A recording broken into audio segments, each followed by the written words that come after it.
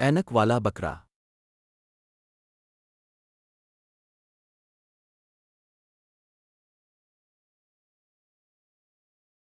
ارے بھائی ارے، دیکھو تو یہ کون ہے؟ یہ تو ہے ہمارا اینک والا بکرا۔ ہاں جی، اینک لگا کر گھاس کھا رہا ہے جیسے کوئی پروفیسر صاحب کتاب پڑھ رہے ہوں۔ کیا شان ہے اس بکرے کی! لگتا ہے عید کی تیاری کر رہا ہے، سوچ رہا ہوگا کہ کون سی ڈش میں سب سے زیادہ مزہ آئے گا۔ اور یہ دیکھو دوسرے بکرے اور گائیں بھی اس کی اینک پر ہنس رہے ہیں۔ لگتا ہے ان کو بھی پتہ چل گیا ہے کہ یہ بکرا کتنا فیشن ایبل ہے۔ بکرا صاحب بھی کیا کم ہے، آنکھیں گھما کر ایسے دیکھ رہے ہیں جیسے کہہ رہے ہوں تم لوگ کیا جانو فیشن کیا ہوتا ہے۔ عید الاضحیٰ کا موقع ہے اور بکرا صاحب مزے سے گھاس کھا رہے ہیں۔